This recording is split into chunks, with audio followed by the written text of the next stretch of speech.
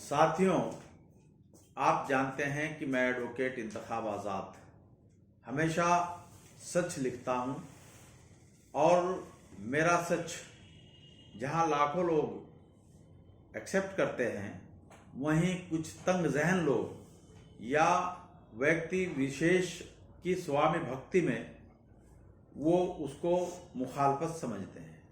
जबकि यह हकीकत है कि मैं एडवोकेट इंतखाब आज़ाद कभी ना तो किसी की मुखालफत करता, ना कभी किसी के खिलाफ मनगढ़ंत कोई खबर छापता है या उसको चलाता।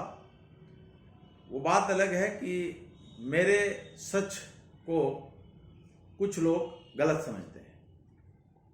मैं एक लंबे अरसे से कांग्रेस के राष्ट्रीय सचिव और पूर्व विधायक अपने बड़े भाई इमरान मसूद जी के संबंध में खबरें छापता रहा हूं और समय समय पर जब जब जो भी उन्होंने राजनीतिक कदम उठाया है, उस संबंध में मैं हमेशा जनता को रूबरू कराता रहा हूं।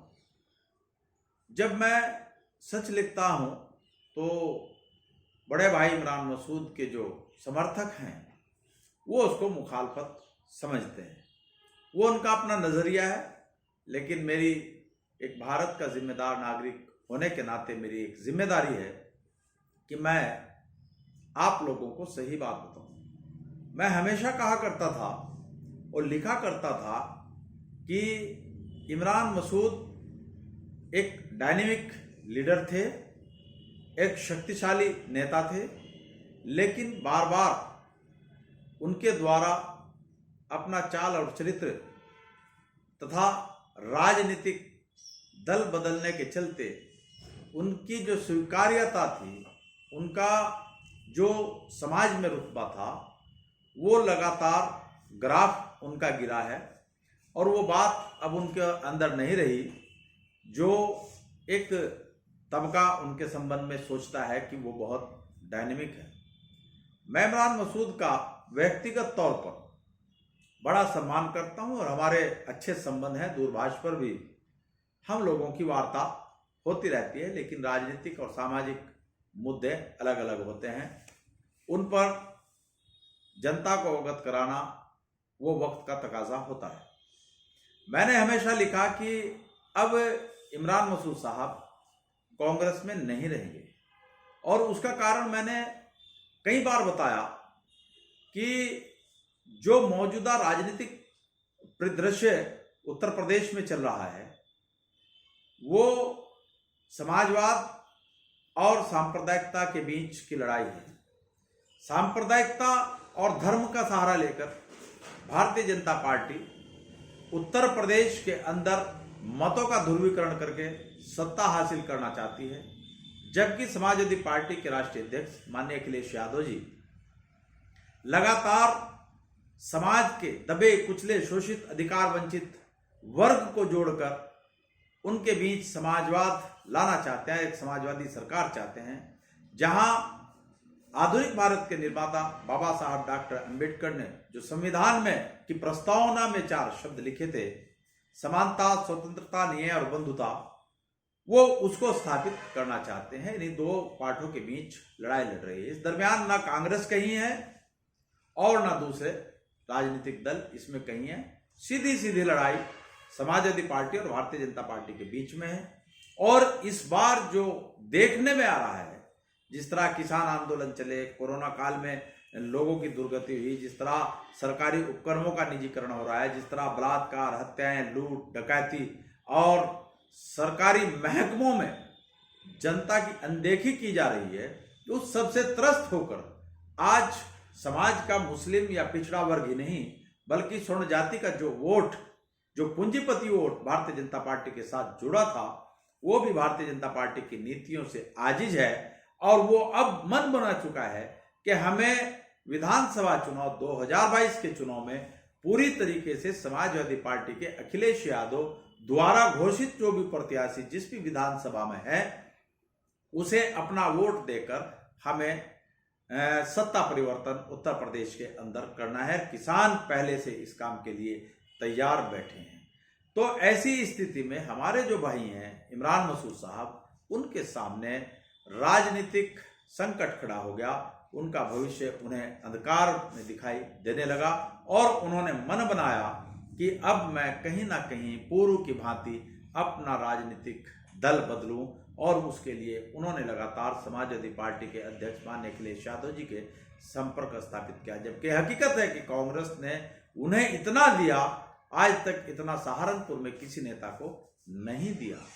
मैंने बताया था कि इमरान मसूद गलत आदमी नहीं है। इमरान मसूद की मजबूरी है समाजवादी पार्टी में जाना, क्योंकि उनका जो एक बयान रहा है वो बोटी बोटी करने वाला, वो उनका पीछा जब तक इमरान मसूद जिंदा रहेंगे तब तक शायद वो बयान उनका पीछा नहीं छोड़ेगा। और उस बयान के चलते जो स्वर्ण जाति का भारतीय जनता पार्टी से जुड़ा वोट है, बनिया ब्राह्मण ठाकुर, वो इमरान मसूद से एलर्जी रखता है, वो उनसे दूर भागता है। इसी तरह जो जाट है, गुज्जर है, दलित है, सैनी है, जो पिछड़ा वर्ग है, अदर बैकवर्ड क्लासेस के लोग हैं, वो भी इमरान मसूद को वोट नहीं दे रहे। और मुसलमान पिछड़े वर्ग के साथ साथ, जैसे पिछड़ा वर्ग आज समाजवादी पार्टी के साथ खड़ा है, उसी तरह मुसलमान भी लामबंद होकर समाजवादी के पार्टी के साथ खड़ा है। और इन दोनों का गठबंधन उत्तर प्रदेश के अंदर 100% सत्ता परिवर्तन करेगा। अब हमारे भाई जो इमरान साहब हैं, उन्हें यही चिंता सता रही थी कि अगर तुम कांग्रेस में रहते हुए चुनाव लड़े तो तुम्हें स्वर्ण जाति के लोग वोट नहीं देंगे, तुम्हें पिछड़ा वर्ग वोट नहीं देगा, दलित वर्ग वोट नहीं देगा और मुसलमान भी नहीं देगा। इसलिए तुम्हारी जो बंद मुट्ठी है वो खुल जाएगी, और जब वो खुल जाएगी तो इनका राजनीतिक अस्तित्व सहारनपुर के सियासी गलियारों में वो समाप्त हो जाएगा। ऐसे में उन्होंने अपने जितने भी राजनीतिक असर रसूख थे उनका प्रयोग किया और समाजवादी पार्टी में शामिल होने की कोशिश की, लेकिन राष्ट्रीय अध्यक्ष अखिलेश यादव जी ने उनको मना कर दिया। उसके बाद जितनी भारत के अंदर दरगाहें हैं, उनके जो सज्जादा नशीन है, मुस्लिमों के नाम पर जो मुस्लिम तंजीमें चल रही हैं, जो संगठन चल रहे हैं, उनके जो कर्ता धर्ता है, उनके जो संस्थापक या अध्यक्ष या महासचिव हैं, उनके माध्यम से इमरान मसूद साहब ने अखिलेश यादव जी पर दबाव बनाया। बाद में अखिलेश यादव जी ने इस बात को करते हुए सुना जा रहा है कि उनको अनुमति दे दी कि वो समाजवादी पार्टी इस शर्त पर ज्वाइन कर सकते हैं कि वो समाजवादी पार्टी के जो फिलहाल प्रत्याशी हैं, जो पुराने नेता हैं, वो उनको चुनाव लड़ाएंगे और उसके बाद उनको लोकसभा का चुनाव लड़ाया जाएगा। यानी 2024 में जो लोकसभा चुनाव होगा तब तक इमरान मसूद को इंतजार करना होगा, और उससे पहले समाजवादी पार्टी में शामिल होकर के उनको समाजवादी पार्टी के जो मौजूदा संघर्षित घोषित प्रत्याशी हैं उनको चुनाव में जिताना होगा। ये वजह इमरान मसूद की थी कि वो कांग्रेस छोड़ करके यहाँ क्यों आ रहे हैं, क्योंकि उनको ये डर था कि कहीं ऐसा ना हो कि उनका बारे में ये कहा जाता है कि मुसलमान उनकी जेब का वोट है, उनकी मुट्ठी में है, और यदि वो कांग्रेस से चुनाव लड़ते हैं और ये मुसलमान वोट समाजवादी पार्टी को जाता है, पिछड़ा वर्ग और हिंदू उनको वोट देते नहीं। इस बंद मुट्ठी के वजूद को कायम रखने की खातिर ही इमरान मसूद ने समाजवादी पार्टी में आने का मन बनाया और जैसे कैसे उन्होंने अपनी वोट फिट कर लिए। यह तो वक्त बताएगा कि इनका राजनीतिक मुस्तकबिल उत्तर प्रदेश की सियासत में सहारनपुर के अंदर क्या होगा और क्या नहीं। साथियों, आपने मेरी बात को ध्यानपूर्वक सुना, उसके लिए आपका बहुत बहुत धन्यवाद। जय मूल निवासी, जय संविधान, खुदा हाफिज।